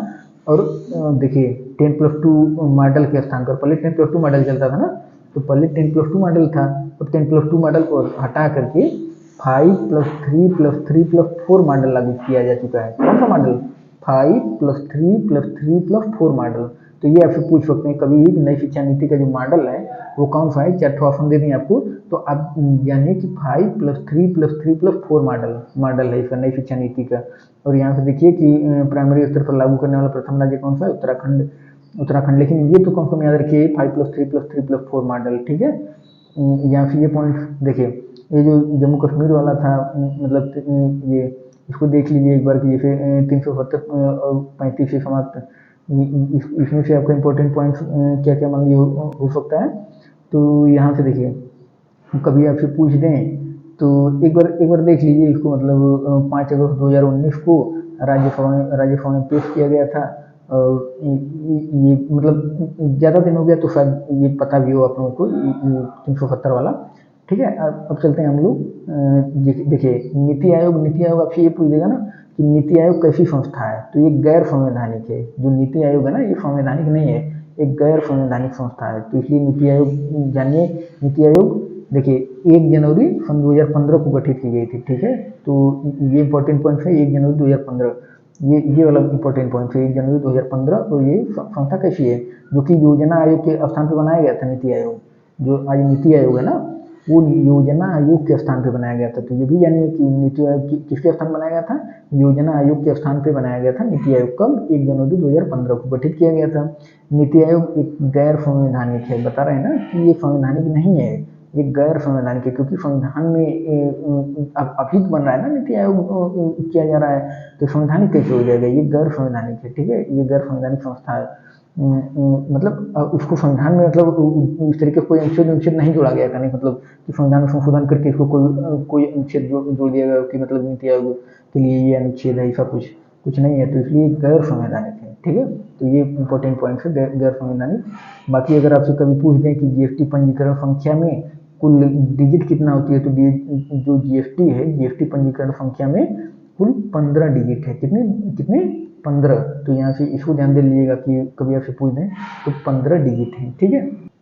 अब यहाँ से ये आप देख लीजिए, ये बहुत इंपॉर्टेंट है ये वाला पॉइंट, ठीक है। ये जितना कराऊंगा, देखिए अंतर्राष्ट्रीय श्रम संगठन आईएलओ की स्थापना हुई थी 1919 में। और इसका मुख्यालय कहाँ है? जिनेवा में। अगर आपसे कभी पूछ दें कि आईएलओ का मुख्यालय कहाँ पे है? जिनेवा में। अब ऐसे याद कर लीजिए ना कि श्रम से आप रिलेट करिए कि श्रम करने वालों को भी जीने दो मतलब जिनेवा है ना, यहाँ पे आ रहा है ना श्रम, तो श्रमिकों को भी जीने दो, ऐसे करके रिलेट कर लिए, तो जीने से बन जाएगा आपका जिनेवा, ठीक है। तो जब भी आ जाएगा अगर अंतर्राष्ट्रीय श्रम संगठन, तो तुरंत आप चले जाइएगा जिनेवा पे। इंटरपोल की अगर हम बात करें तो 1923 में इसकी स्थापना की गई थी इंटरपोल की। और जो इसका मुख्यालय है इंटरपोल का, वो कहाँ पे है? लियोन्स फ्रांस में जगह है लियोन्स, ठीक है, एक जगह है फ्रांस में लियोन्स। तो फ्रांस में इसका मुख्यालय है इंटरपोल का। इंटरपोल 1923 स्थापना हो गई और मुख्यालय क्या हो गया? फ्रांस के लियोन्स में मुख्यालय। राष्ट्रमंडल तो बहुत इंपॉर्टेंट है, क्योंकि देखिए राष्ट्रमंडल का मुख्यालय आपसे मान लीजिए कभी पूछ दें लंदन यूके। राष्ट्रमंडल के बारे में बता दें आप लोगों को थोड़ा सा। राष्ट्रमंडल जो है ना, जो यूके की जितने कॉलोनी रही हैं, ज़्यादातर वही देश राष्ट्रमंडल में शामिल हैं। राष्ट्रमंडल में जितने देश शामिल है ना, जहाँ जहाँ यूके ने जहाँ जहाँ अपना मतलब यूके का राज था, जिन जिन देशों में लगभग 55-56 कंट्री रही होंगी आसपास, तो वो सभी देश, इंडिया भी राष्ट्रमंडल का सदस्य है, तो वो सभी देश ज़्यादातर वो देश राष्ट्रमंडल के सदस्य हैं। तो राष्ट्रमंडल की स्थापना हुई थी 1931 में, जब इंडिया आज़ाद भी नहीं हुआ था, तब राष्ट्रमंडल की स्थापना हुई थी, ठीक है, 1931 में। और लंदन मतलब यूके में इसका क्या है, मुख्यालय है राष्ट्रमंडल का। अगर हम बात करें तो देखिए, संयुक्त राष्ट्र संघ यूएनओ, ये तो 1945 से तो बहुत इंपॉर्टेंट है, आप लोगों को पता भी होगा शायद, इस वजह से हम इसको उठाने के लिए। यूएनओ का जो स्थापना है वो 1945 में हुई थी। ये बहुत इंपॉर्टेंट पॉइंट है, 1945, ठीक है। अब क्यों हुई थी, इसके पीछे की स्टोरी काफ़ी लंबी है, नहीं तो मैं समझाता। तो जानिए कि संयुक्त राष्ट्र संघ जो यूएनओ आज बना है, क्योंकि 1945 में ना जो मतलब नागासाकी हिरोशिमा पे यूएसए ने बम गिरा दिया था, द्वितीय विश्व युद्ध चल रहा था ना, तो बाद में फिर दुनिया में मतलब एक तरह से शांति की स्थापना बनी रहे, इस तरीके की घटना न घटे, तो इसलिए इस वजह से यूएन की स्थापना की गई थी कि मतलब कोई भी अगर मामला हो तो सभी देश वहाँ पे इकट्ठे होकर के उस मामले को सुलझा लें, और इस वजह से स्थापना की कि ताकि दुनिया में शांति बनी रहे। तो ये आपका यूएनओ, जो कि दुनिया में शांति स्थापित करने का काम है यूएनओ का, 1945 में स्थापना हुई थी। इसका मुख्यालय कहाँ पे है, न्यूयॉर्क, ये बहुत इंपॉर्टेंट है, न्यूयॉर्क में इसका मुख्यालय है, ठीक है, न्यूयॉर्क अमेरिका में। तो ऐसे कर लीजिए ना, अगर भूले तो यू से बन जाएगा न्यू, यू और न्यू, तो ऐसे करके याद कीजिए जब भी है ना, अगर कभी भूलिए तो यूएनओ, यू यानी न्यू, तो यूएनओ का मुख्यालय कहाँ हो जाएगा, न्यूयॉर्क में, ठीक है। क्योंकि कंफ्यूजन होता है, कभी कभी लगेगा कि वाशिंगटन तो नहीं है, तो बहुत बार लोग वाशिंगटन ही मार देते हैं कि यूएनओ का मुख्यालय पूछे तो यू से आप याद कर लिए कि यू यानी कि न्यू, तो हो जाएगा यूएनओ न्यूयॉर्क, ठीक है, अमेरिका। अगर हम आपसे बात करें कि इधर चलिए, संयुक्त राष्ट्र ये तो हो गया। अंतर्राष्ट्रीय मुद्रा कोष आईएमएफ जो है ना, ये फाट लोन देने का काम करता है।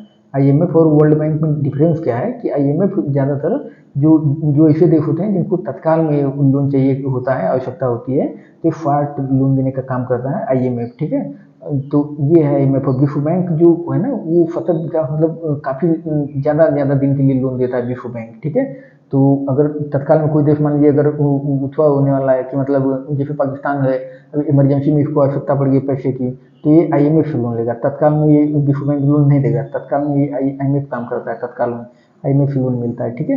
तो ये दोनों में थोड़ा सा डिफरेंस है, बाकी स्थापना दोनों की जो है 1944 में हुई थी, 1944, ठीक है। अंतर्राष्ट्रीय मुद्रा कोष 1944 और विश्व बैंक 1944, यहाँ पे 45 दे रहा है, लेकिन स्थापना वैसे इन दोनों की 1944 में ही हुई थी, अंतर्राष्ट्रीय मुद्रा कोष और विश्व बैंक की। तो इसको एक बार कंफर्म कर लेंगे हम, वैसे 44 ही है जहाँ तक हमें याद है, तो 1944 में स्थापना हुई थी, 45 में नहीं हुई थी, क्योंकि 45 में स्थापना ये हुआ था न्यूयॉर्क, ये जो है क्या नाम है आपका, यूएनओ की स्थापना हुई थी, विश्व बैंक की स्थापना हुई थी, अरे नहीं, विश्व बैंक की स्थापना 44 में हुई थी। आईएमएफ और विश्व बैंक की स्थापना हमारे से 44 में हुई थी, अभी हम इसको कंफर्म कर लेंगे उसे।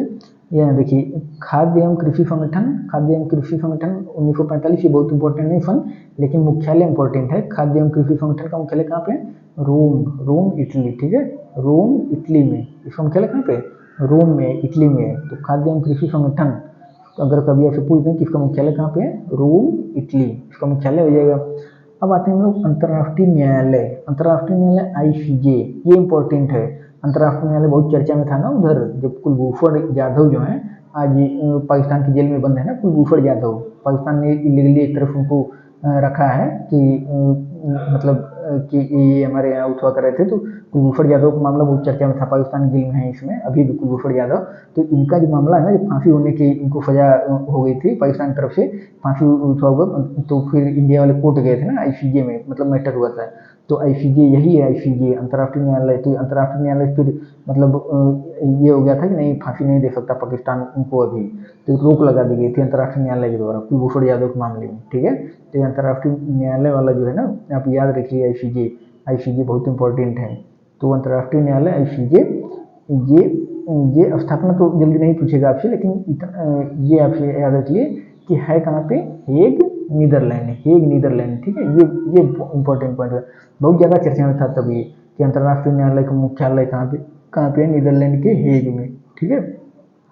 अब देखिए ये आपका यूनेस्को की अगर हम बात करें तो यूनेस्को देखिए 1945 स्थापना हो गई 1945 में, और पेरिस में इसका मुख्यालय है, ठीक है। पेरिस, फ्रांस की राजधानी है ना पेरिस। पेरिस क्या है, फ्रांस की राजधानी है, तो यहीं पे इसका मुख्यालय है यूनेस्को का। और एक बार नहीं, ये कम से कम मुझे लग रहा है दफनों एग्जाम में पूछा गया होगा, दफनों एग्जाम में, कि यूनेस्को का मुख्यालय कहाँ है, यूनेस्को का मुख्यालय कहाँ है। यूनेस्को बहुत चर्चा में रहा है। यूनेस्को द्वारा विश्व विरासत धरोहर घोषित किया जाता है ना, विश्व विरासत स्थल यूनेस्को में शामिल किया जाता है। तो ये इस वजह से यूनेस्को बहुत चर्चित है। यूनेस्को नहीं होता कि इंडिया की ये धरोहर विश्व मतलब यूनेस्को में शामिल है, तो इस तरीके से यूनेस्को बहुत इंपॉर्टेंट है विश्व। तो इसका मुख्यालय कहाँ, दफनों एग्जाम में पूछा गया होगा, ठीक है। यूनेस्को का मुख्यालय कहाँ पे है, तो ये आपका हो जाएगा पेरिस में, पेरिस, ठीक है। अब देखिए ये आपका आर्थिक सहयोग संगठन विकास, ये ओईसीडी आर्थिक सहयोग एवं विकास संगठन ओईसीडी 1961 में स्थापना हुई थी। हालांकि स्थापना नहीं पूछी जाएगी आपसे, लेकिन ओईसीडी का मुख्यालय आपसे पूछा जा सकता है कि ओईसीडी का मुख्यालय कहाँ है, तो ये भी पेरिस में ही है, फ्रांस के पेरिस में, ठीक है। और ये आगे हो जाएगा पेरिस। ये मुख्यालय के लिए इसका इंपॉर्टेंट है, मुख्यालय याद रखिएगा, ओईसीडी का मुख्यालय पेरिस में, फ्रांस, ठीक है।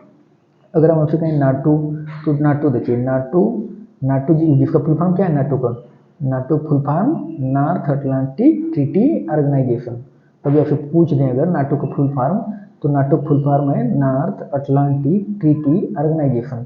ये बना था, मतलब जो अटलांटिक महासागर के आसपास के देश है ना, उनका एक सैन्य संगठन था, उनके आसपास के देशों का, कि उन देशों पे कोई अगर देश अटैक करेगा तो सभी देश मतलब मिल करके उसके खिलाफ लड़ेंगे। आर्टिकल 5 है उसमें, नाटो में एक संविधान, नाटो संविधान में आर्टिकल 5 एक्टिव हो जाता है। अगर कोई देश उस अटैक करेगा तो जो भी नाटो सदस्य देश होंगे, मतलब वो सब मिल करके उस देश के खिलाफ लड़ेंगे। तो ये है आपका नाटो। इसकी स्थापना हुई थी 1949 में। नाटो इसमें बहुत चर्चा में है, क्योंकि रूस यूक्रेन वाला युद्ध में बहुत ज़्यादा इसका नाम आया ना, नाटो नाटो नाटो नाटो। तो कहते हैं कि इसी नाटो की ही देन है, इसके विस्तार की वजह से रशिया ने अटैक कर दिया इस पे, यूक्रेन पे, ठीक है। तो नाटो बहुत ज़्यादा चर्चा में है, तो इस वजह से नाटो की स्थापना कब हुई थी, 1949 में। ये याद रखिएगा पॉइंट, 1949। और इसका मुख्यालय क्या है नाटो का, नाटो का मुख्यालय है ब्रुसेल्स, बेल्जियम, ठीक है। बेल्जियम के ब्रुसेल्स में, कहाँ पे है, बेल्जियम के ब्रुसेल्स में नाटो का मुख्यालय है। तो ये पॉइंट यहाँ से याद रखिएगा कि बेल्जियम के ब्रुसेल्स में नाटो का मुख्यालय है। नाटो बारे में जानिए, क्योंकि नाटो बहुत मतलब चर्चा में रहा है, ठीक है। अगर हम आपसे बात करें कि देखिए संयुक्त राष्ट्र मतलब यूएनएचआरसी, मतलब यूएनएचआरसी होना चाहिए हमारे हिसाब से, तो ये यूएनएचसीआर नहीं होना चाहिए, आरसी होना चाहिए, यूएनएचआरसी ना, संयुक्त राष्ट्र शरणार्थी उच्चायुक्त। तो इसको एक बार हम कंफर्म करेंगे, लेकिन ये आरसी हमारे से यूएनएचआरसी होता है, सीआर तो नहीं होता है, ठीक है। तो इसका मुख्यालय बहुत इंपॉर्टेंट नहीं है, देख लीजिए जिनेवा अगर याद हो जाए तो, ठीक है। नहीं तो ये यूरोपियन संघ वाला ये इंपॉर्टेंट है, ठीक है। यूरोपियन संघ ईयू, ये बहुत चर्चा में रहता है ना, यूरोपियन संघ ईयू। तो यूरोपियन संघ जो है, यूरोपियन संघ ईयू, इसकी स्थापना कब हुई थी, 1958 में। कब हुई थी, 1958 में इसकी स्थापना हुई थी, यूरोपियन संघ ईयू 1958। और ब्रुसेल्स बेल्जियम, कहाँ पे, ब्रुसेल्स बेल्जियम में इसका मुख्यालय है, बेल्जियम ब्रुसेल्स। ये ईयू हम इतना बार समझा चुके हैं ना, ईयू कि ईयू जो है यूरोपियन, देखिए अच्छा नाटो में कुल कितने देश हैं ये भी आप जानिए। नाटो वाला जो था ना, नाटो वाला कहाँ गया, नाटो ये है नाटो ना, इसमें 31 देश हैं नाटो सदस्य। नाटो कितने देश सदस्य हैं, 31 देश। तो ये भी पॉइंट याद रखिए कि नाटो के 31 देश इसमें सदस्य हैं। जबकि अगर हम आपसे ये कहें कि जो यूरोपियन संघ है ईयू, तो ईयू के कुल कितने देश सदस्य हैं, ईयू में इसमें 27 देश ही हैं। कभी 28 देश हुआ करता था, मतलब 28 देश था, लेकिन इंग्लैंड जो है ना, यूके ईयू से बाहर हो गया, यानी यूरोपियन यूनियन से बाहर हो गया। तो जब यूके बाहर हो गया ना, तो अब 27 देश ही बचे हैं। तो अगर हम आपसे कहें कि यूरोपियन यूनियन में कुल कितने देश हैं, तो 27 देश हैं, ठीक है। तो यूरोपियन यूनियन का मुख्यालय कहाँ पे है? Brussels, Belgium. ये इंपॉर्टेंट पॉइंट है, ब्रुसेल्स, बेल्जियम। ठीक है। और बाकी ओपेक, ओपेक की 1960 में स्थापना की गई थी। ये इंपॉर्टेंट है फन भी इसका, क्योंकि ओपेक का फन किसी एग्जाम में शायद पूछा गया था एक बार। तो 1960 में ओपेक की स्थापना की गई थी। और वियना जो है, वियना ऑस्ट्रिया, वियना के ऑस्ट्रिया में इसका मुख्यालय है। Vienna Austria. ओपेक का मुख्यालय कभी आपसे पूछ दें कि कहाँ पे है, तो वियना ऑस्ट्रिया। ठीक है, ये पॉइंट याद रखिएगा। बाकी देखिए एमनेस्टी इंटरनेशनल, एमनेस्टी इंटरनेशनल का मुख्यालय केवल देख लीजिए कि कहाँ पे है? लंदन, लंदन में है, यूके। ठीक है, एमनेस्टी इंटरनेशनल का मुख्यालय कहाँ पे है? लंदन में है, लंदन, यूके। एमनेस्टी इंटरनेशनल, अगर आपसे कोई पूछ दें कि एमनेस्टी इंटरनेशनल का मुख्यालय कहाँ है? London, UK. अब देखिए अंकटाक का मुख्यालय देख लीजिए, जिनेवा। अगर याद हो जाए तो अंकटाक वाला, नहीं तो एमनेस्टी इंटरनेशनल यूके याद रखिएगा। और देखिए ये आपका यूएनडीपी, संयुक्त राष्ट्र विकास कार्यक्रम, संयुक्त राष्ट्र विकास कार्यक्रम यूएनडीपी, ये इंपॉर्टेंट पॉइंट्स है। तो संयुक्त राष्ट्र विकास कार्यक्रम यूएनडीपी, ये याद रखिएगा। ठीक है, ये वाला कहाँ गया? संयुक्त राष्ट्र विकास कार्यक्रम यूएनडीपी। ये फन तो जल्दी नहीं पूछेंगे, इसका फन नहीं पूछेंगे, लेकिन हाँ मुख्यालय आपसे पूछ सकते हैं। तो संयुक्त राष्ट्र विकास कार्यक्रम जो यूएनडीपी है, इसका मुख्यालय है न्यूयॉर्क में। कहाँ पे है? न्यूयॉर्क। तो ये पॉइंट इंपॉर्टेंट है कि संयुक्त राष्ट्र विकास कार्यक्रम यूएनडीपी का मुख्यालय कहाँ पे है? न्यूयॉर्क। कहाँ पे है? न्यूयॉर्क में। ये इंपॉर्टेंट पॉइंट है। ठीक है। और देखिए ये है आपका एशियाई विकास बैंक, एशियाई विकास बैंक एडीबी। तो एशियाई विकास बैंक एडीबी का मुख्यालय आपसे पूछा गया है, ये इंपॉर्टेंट है। तो एशियाई विकास बैंक एडीबी, ये है आपका मनीला, फिलीपींस। फन नहीं पूछा जाएगा, फन नहीं पूछेंगे, बस इसका मुख्यालय याद रखिए। ठीक है, कि एशियाई विकास बैंक एडीबी, एडीबी का मुख्यालय कहाँ पे है? मनीला, फिलीपींस में। कहाँ पे? Manila, Philippines. ठीक है, इसका बस मुख्यालय याद रखिएगा कि मनीला, फिलीपींस में मुख्यालय इसका, एडीबी का। अब देखिए अगर हम आपसे कहें कि दक्षिण पूर्वी एशियाई देशों का संघ यानी आसियान, आसियान, आसियान बहुत इंपॉर्टेंट है आसियान, तो इसलिए आसियान जानिए दक्षिण पूर्वी एशियाई देशों का एक संगठन है आसियान। अभी मोदी जी गए भी थे आसियान बैठक में। ठीक है, तो इस वजह से इसको जानिए कि दक्षिण पूर्वी एशियाई देशों का संगठन जो आसियान है, इसका मुख्यालय कहाँ पे है? Jakarta, Indonesia. कहाँ पे है? Jakarta, Indonesia. तो ये इंपॉर्टेंट पॉइंट्स है। जकार्ता, इंडोनेशिया में इसका मुख्यालय है। किसका? एशियाई, मतलब दक्षिण पूर्वी एशियाई देशों का संघ यानी आसियान। आसियान में कुल 10 देश सदस्य हैं, 11 हो गए हैं अब शायद, एक और बढ़ गया, 11 हो गए हैं। पहले 10 थे आसियान के सदस्य देश, अब एक और बढ़ गया, आपको दिखा दें। अब जो है, अब देखिए ये है ना, तो अब 11 हो गए हैं, अब 11 हो गए हैं। कितने? 11। एक तो पूर्वी तिमोर और बढ़ गया इसमें। ठीक है, तो ये भी पॉइंट याद रखिएगा कि अब इसमें 11 हैं। एक कौन सा बढ़ गया? पूर्वी तिमोर, पूर्वी तिमोर एक बढ़ गया है, जिसकी वजह से 11 हो गए आसियान के सदस्य देश। पहले 10 हुआ करते थे, जब पूर्वी तिमोर बढ़ गया तो 11 हो गए आसियान के। ठीक है, अब देखिए ये आपका दक्षेश, अगर हम आपसे कहें दक्षेश वाला, तो देखिए दक्षेश यानी कि फार्क। ठीक है, इसको हम बता चुके हैं, पहले करवा चुके हैं दक्षेश फार्क, है ना। तो 1985 में इसकी स्थापना हुई थी दक्षेश की, 1985। और काठमांडू नेपाल में, काठमांडू नेपाल में मुख्यालय है। ठीक है, और इसकी स्थापना हुई कहाँ थी? ये जो बांग्लादेश की राजधानी ढाका है ना, वहाँ पे इसकी स्थापना हुई थी। तो ये भी जानिए कि वो ढाका में स्थापना हुई थी, लेकिन प्रेजेंट टाइम इसका मुख्यालय कहाँ है? इसका मुख्यालय है काठमांडू में। दक्षेश, दक्षेश का मुख्यालय काठमांडू, 1985 में स्थापना हुई थी।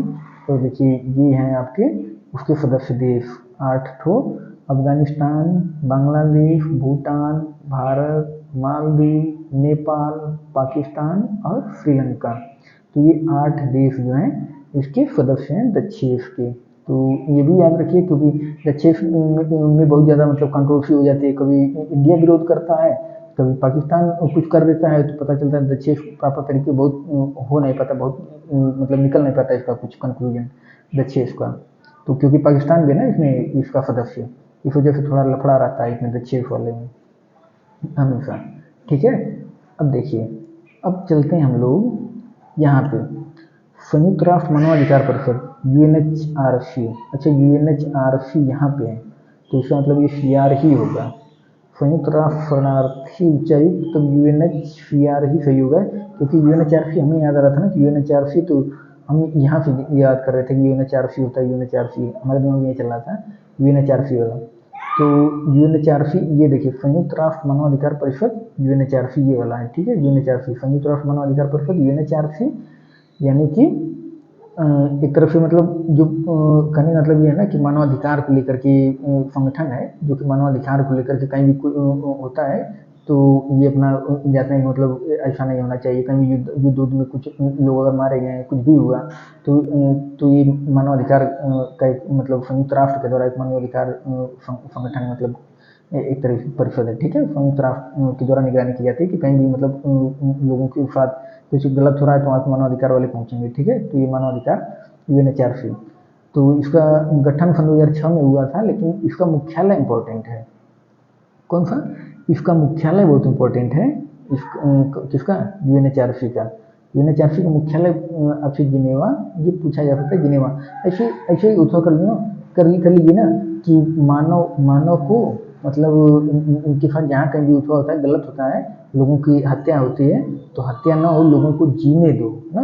तो कहीं भी किसी के साथ मतलब कुछ गलत ना हो, लोगों को जीने दो। तो ये मानवाधिकार काम करता है कि लोगों को अच्छे से जीने दो यानी कि इस जिनेवा, अब याद कर लीजिए जिनेवा स्विट्जरलैंड, ठीक है। इस तरीके से रिलेट कर लीजिए तो जिनेवा स्विट्जरलैंड हो जाएगा आपका। और देख लीजिए बिम्स्टेक आपका ढाका, इसको बस इतना देख लीजिए, बिम्स्टेक का मुख्यालय ढाका में है, ढाका। और ये देख लीजिए शंघाई सहयोग संगठन एससीओ हम करवा चुके हैं 2001 में, बीजिंग, ठीक है। शंघाई वाला हम करवा चुके हैं पहले ही। और ये आपका ब्रिक्स वाला, तो ब्रिक्स का स्थापना कब हुई थी? सन 2009 में। अभी ब्रिक्स की मीटिंग हुई थी ना ब्राजील में, और ब्राजील करें यहाँ दक्षिण अफ्रीका में मोदी जी गए थे ना ब्रिक्स की मीटिंग करने। तो इस वजह से ब्रिक्स की स्थापना कब हुई थी ये जानिए। सन 2009 में ब्रिक्स की स्थापना हुई थी, और इसका मुख्यालय कहाँ पे है? शंघाई। वही हम समझा रहे थे ना कि ब्रिक्स ये है तो इसमें आता है। तो देखिए ये इम्पोर्टेंट है इसकी, ठीक है। देखिए यहाँ पे शंघाई लगा हुआ है, शंघाई, लेकिन इसका जो मुख्यालय शंघाई वाला एससीओ वाला वो बीजिंग है। जिसके नाम में शंघाई लगा है उसका मुख्यालय बीजिंग में है, शंघाई वाले का।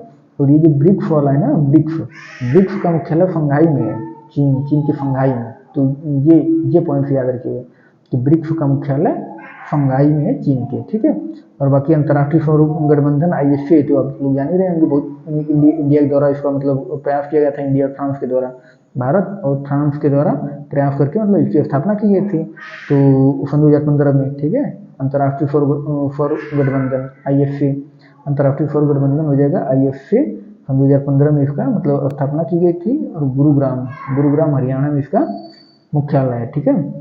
गुरुग्राम के हरियाणा में, कहाँ पे? गुरुग्राम के हरियाणा में। ये तो पता भी होगा आप लोगों को, इसे तो बहुत इंपॉर्टेंट पॉइंट है ये वाला। भारत और फ्रांस के सहयोग से इसकी स्थापना की गई थी। तो अंतर्राष्ट्रीय सौर गठबंधन आईएसए, जिसको कहते हैं आईएसए इंटरनेशनल सोलर अलायंस, ठीक है। इंटरनेशनल सोलर अलायंस हो जाता है तो इसलिए आईएसए बन जाता है उसका मतलब शॉर्ट में। तो सन 2015 में हुई थी स्थापना, और गुरुग्राम में इसका, हरियाणा के गुरुग्राम में इसका मुख्यालय है। भारत और फ्रांस के सहयोग से इसकी स्थापना की गई थी, ठीक है। तो हमें लग रहा है इतना सफिशियंट है, फिर आगे करते हैं दूसरे लेक्चर में, ठीक है।